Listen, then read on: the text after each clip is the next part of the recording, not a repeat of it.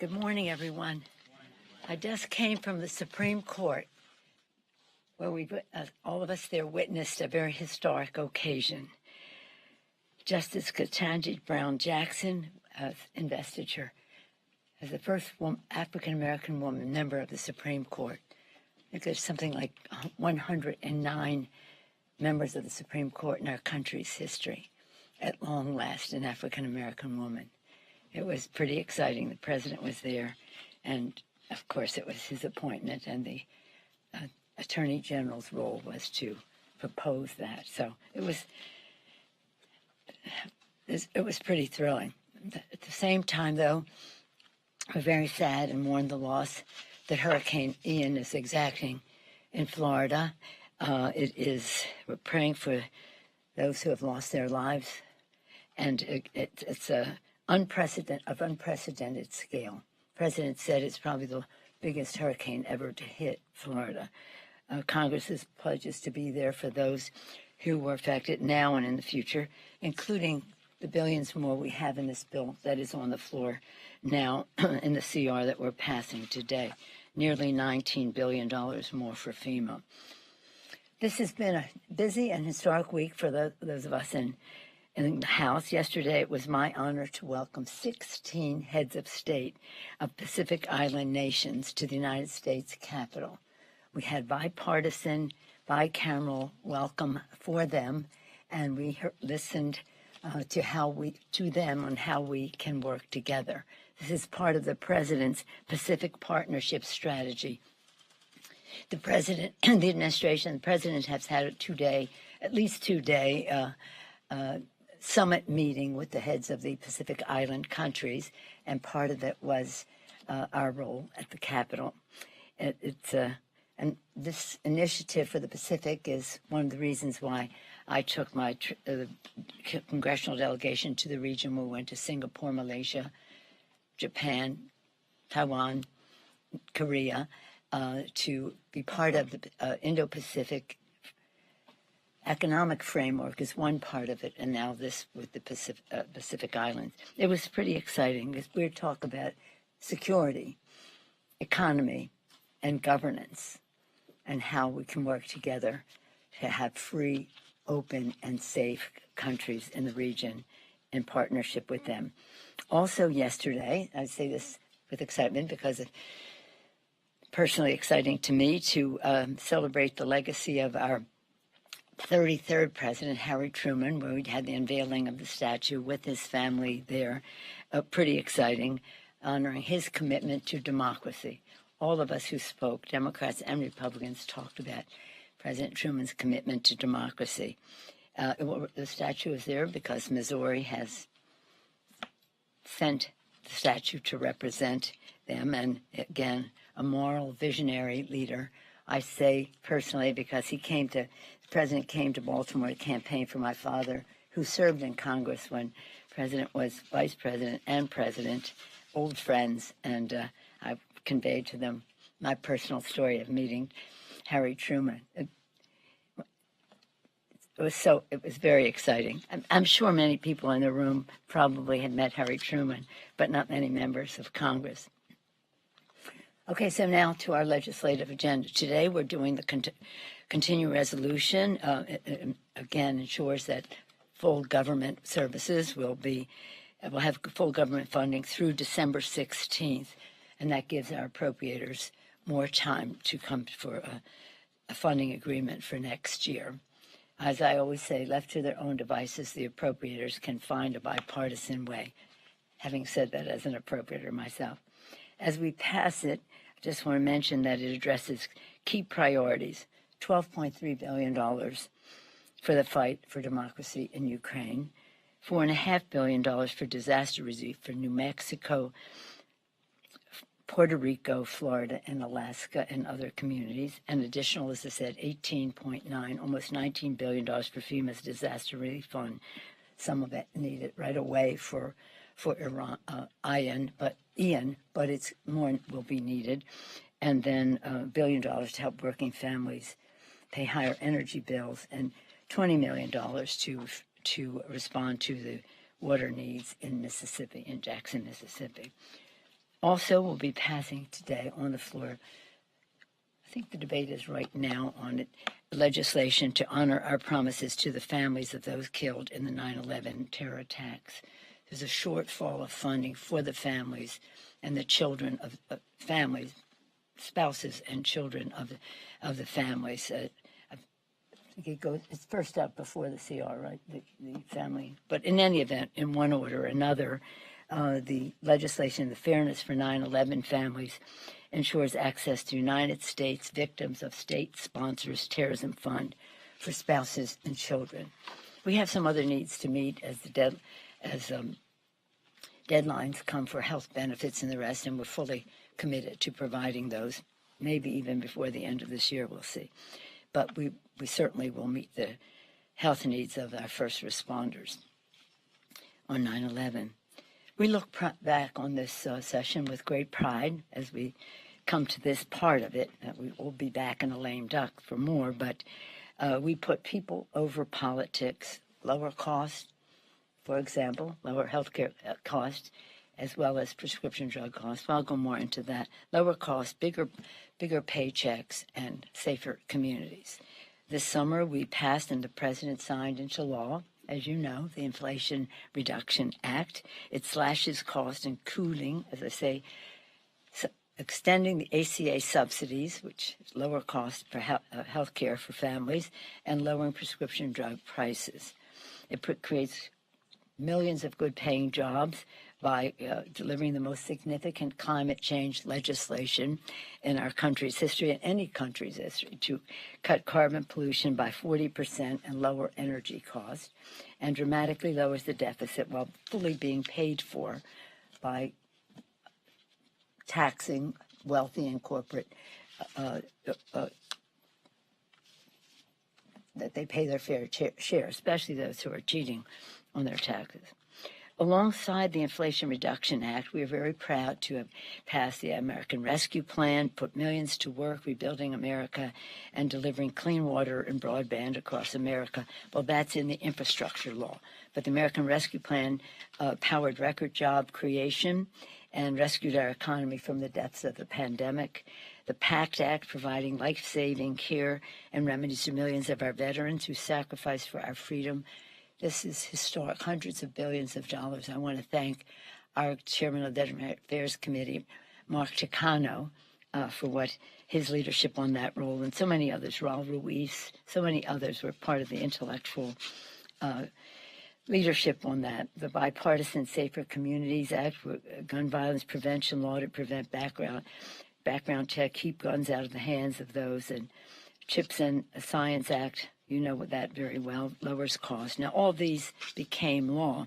The Chips and Science ensures a diverse workforce with STEM. In California, we say STEAM, science, technology, engineering, the arts, mathematics, independent on foreign semiconductor manufacturers. At the same time as that is happening, in contrast, the House Republicans are doubling down on a dangerous MAGA agenda, criminalizing women's health care, attacking free and fair elections, and slashing Medicare and raising drug prices, consistent with their statement that Medicare should wither on the vine. First, to criminalize women's health care, including birth control in all 50 states. The extreme MAGA House GOP is already on record about their extreme plans for a nationwide abortion ban. The overwhelming majority of House Republicans have co-sponsored a bill to criminalize abortion in all 50 states before most women even know that they are pregnant, punishable with a 5-year prison term for sentence for doctors. 166 House Republicans co-sponsors a Life Begins at Conception bill to criminalize all abortion after fertilization. Okay, so much for freedom in our country. Second mega in their contrast is attack our democracy by making it harder to vote, purging voters from the rolls, nullifying elections, and helping MAGA politicians invent a basis to overturn the results of an election they don't like. Change the rules after the election because they don't like the result. 147 House Republicans, I remind you, on that night when there was violence and an assault on the Capitol, and an incitement of insurrection by the President of the United States, blood on the floor, shattered glass, assault on our Capitol, our Constitution, and our democracy. 147 House Republicans voted to overturn the results of the 2020 election. 203 House Republicans showed their support for the dangerous extreme MAGA assault on free and fair elections by voting against the Presidential Election Reform Act, hoping to leave our elections vulnerable to the next MAGA effort to overturn them. We talked about women's right to choose, freedom of personal choice.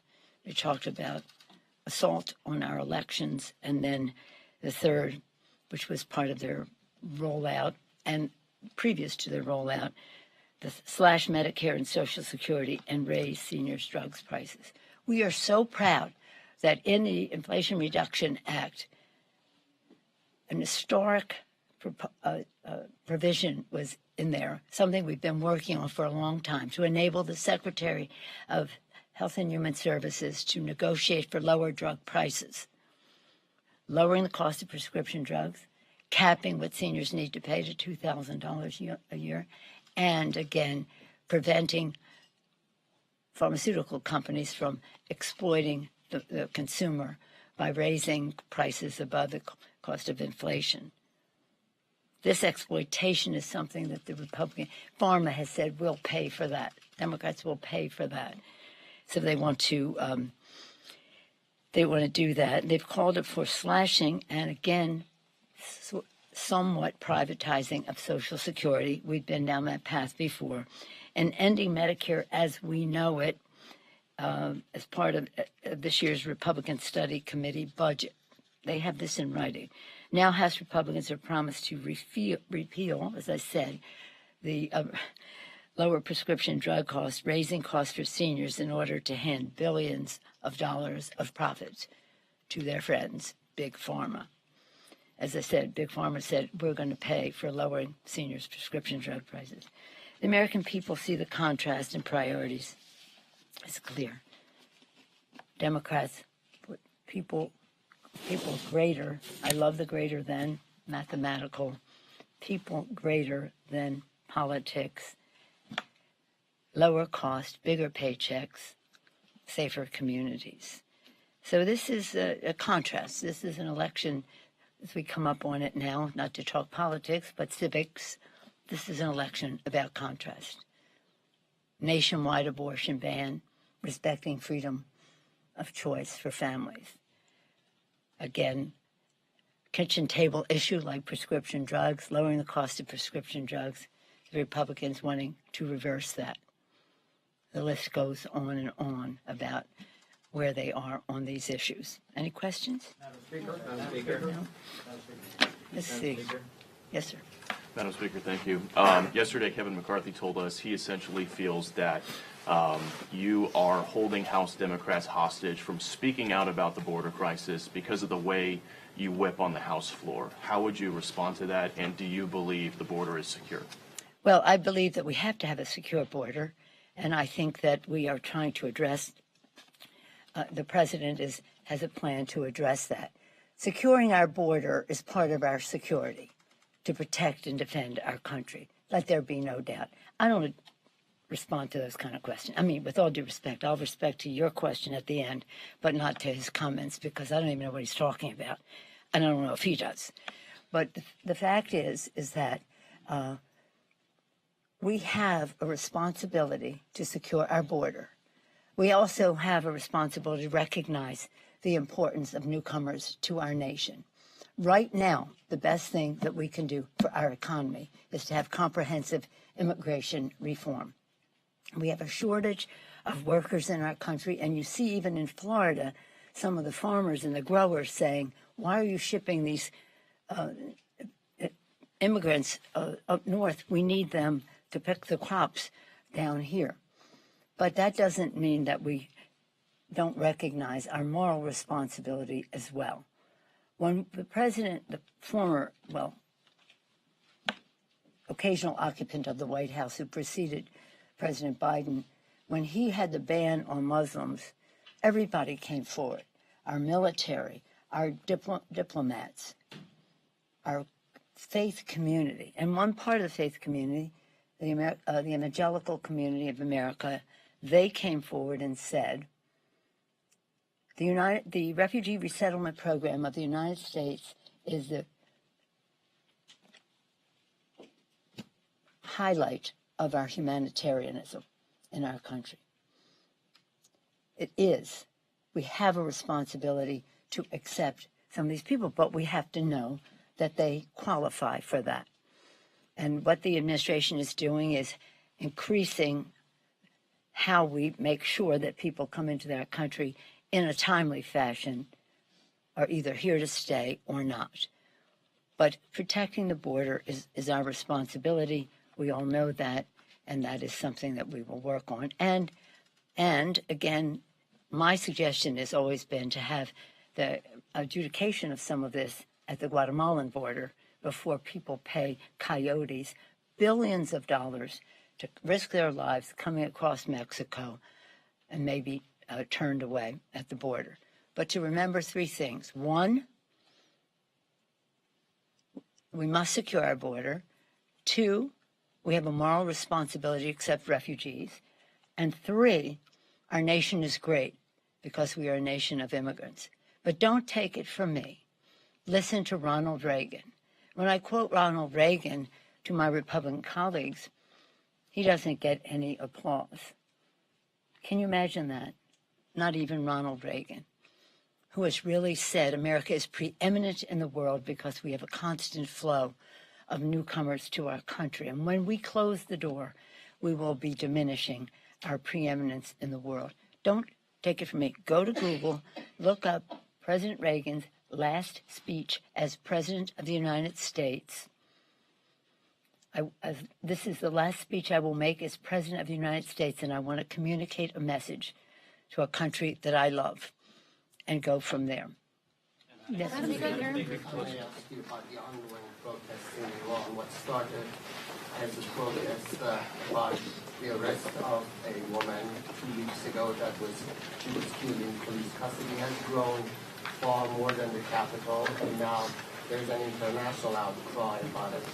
Firstly, I want to ask you about women in Iran burning their mandatory hijab. What do you think about women in Iran protesting mandatory hijab? And secondly, with all the calls growing for the downfall of the Islamic Republic, do you think if in fact a regime falls in Iran, Washington, D.C. would be ready for that? Well, let me just say that we're all in awe of the courage of the women of Iran coming out in terms of their own personal freedom. The sadness of the death, the murder, as we have seen the description of her death, of this brave woman is heartbreaking, but it has provoked a response. That anguish has turned into action that can be helpful in terms of freedom for women and others in Iran. I think everyone I don't know anyone who hasn't spoken out about support for the women of Iran and the courage they have of going forth. If that leads to a change in government in Iran, we'll see what happens there. Certainly, I don't have to tell you. People thought when the Shah was overturned and this new government came in, it was going to be about democracy. And many of the same people who fought so hard for removing the Shah ended up in jail by these same leaders that are there now. So we hear a great deal from people saying we had our hopes and prayers and we fought for change, and that change turned on us into a very oppressive regime. So let's see how the change will take place. But again, we're always talking about democracy. As I said, security, economy, governance, and governance about how you respect and treat your people is very important. and how democratic your government is. Yes, Jan. Madam Speaker. We have a rather striking statement here from Abigail Spanberger criticizing the Democratic leadership over not calling up the stock bill here. I know that was just put out the new version just a couple of days ago. Yeah. She criticizes the process, but she says it is time for new leadership. What do you say in response to her criticism, but generally going forward as we get after the midterms and people start to wonder whether you're going to be here and other leaders are going to be here in the new Congress? Which question do you want me to answer? Choose one. Do you intend to be here in the new Congress as the Speaker, as the minority leader? I'm strictly focused on winning the next election. Do you want to talk about that? Okay, is that your question? Who's next? Madam Speaker. And let me just say about Spanberger's letter. First of all, her bill is contained in this bill. Other members had ideas, too, to improve upon the bill.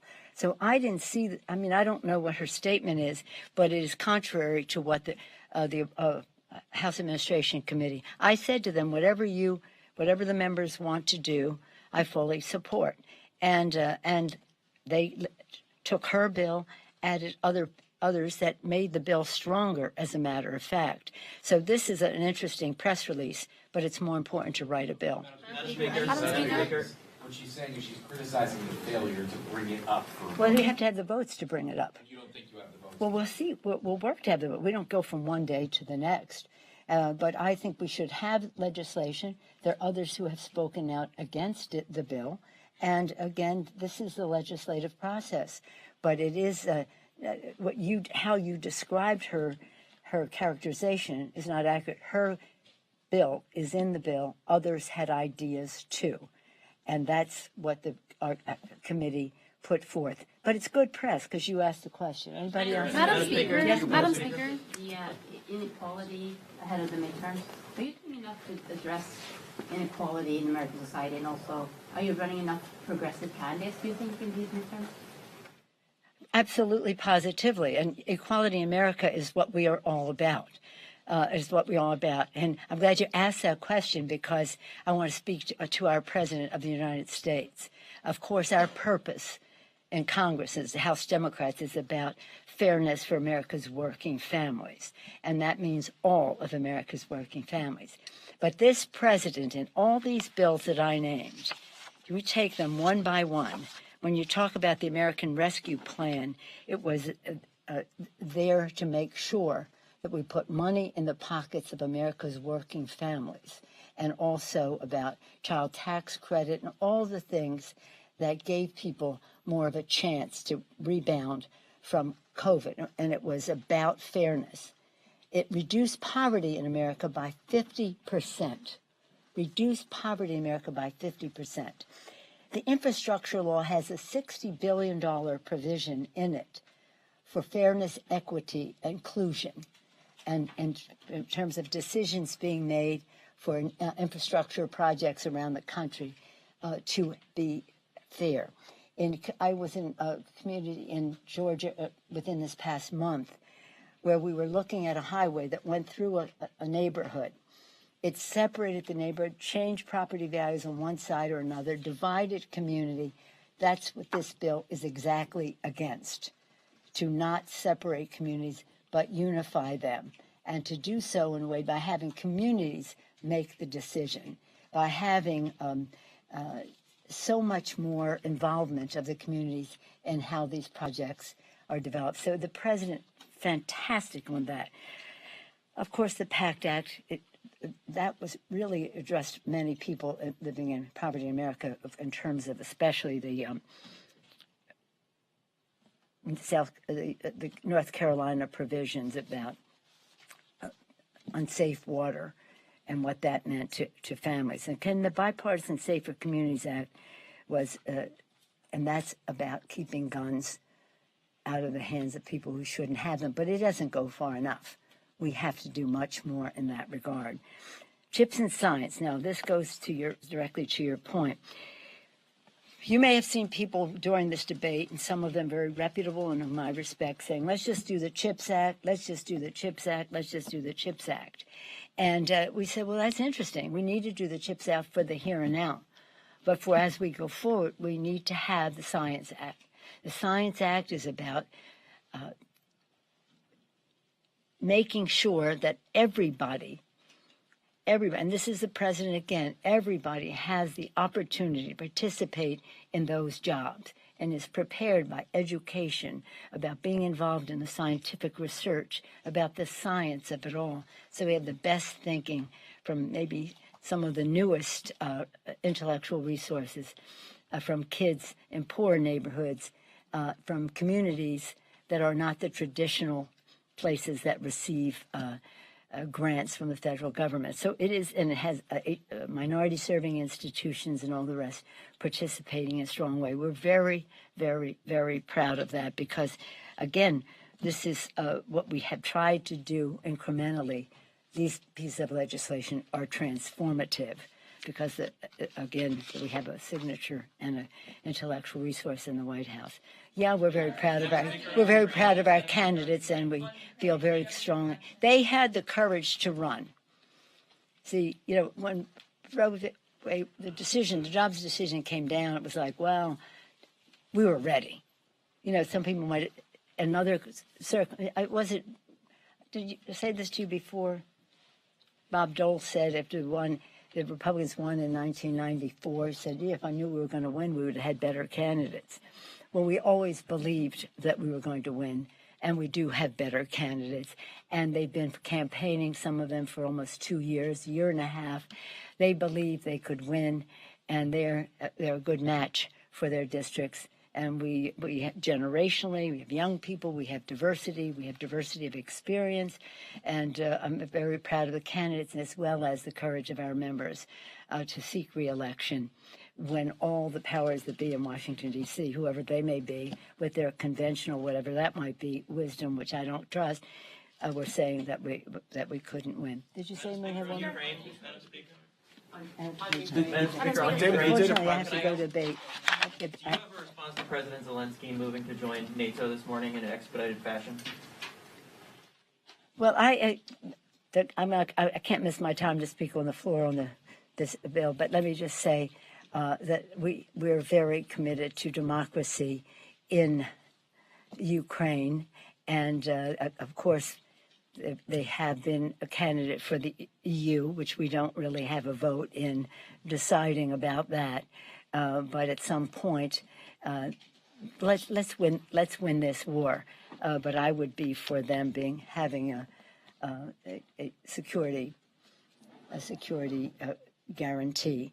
But again, it's a big project. I was there in 1997 for the expansion of NATO in Paris, with all the countries of NATO speaking out in favor of NATO, with Yeltsin there recognizing the Partnership for Peace that was being instituted then to expand to Poland, to the Baltics, to other Central and Eastern European countries. It's a big project, but it's a consensus project as well with NATO. But let's just win the war now, and that's why I'm so pleased we have additional resources. I was in last week in Berlin for the G7 conference, which focused on NATO. I was very encouraged by how the other speakers of that meeting were so bullish on supporting the democracy until the victory was achieved. Thank you all. Giants are missing the playoffs this year. Any forecast on the Warriors?